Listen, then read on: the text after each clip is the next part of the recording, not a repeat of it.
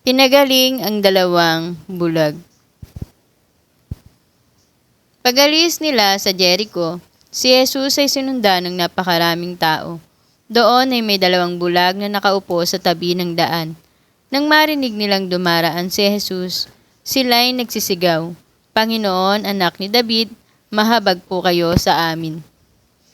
Pinagsabihan sila ng mga tao at pinatahimik, ngunit lalo silang nagsisigaw, "Panginoon, anak ni David, mahabag po kayo sa amin." Tumigil si Jesus, tinawag sila at tinanong, "Ano ang gusto ninyong gawin ko sa inyo?" Sumagot sila, "Panginoon, gusto po naming makikita." Nahabag si Jesus sa kanila at hinipo ang kanilang mga mata. Agad silang nakakita at sila ay sumunod sa kanya.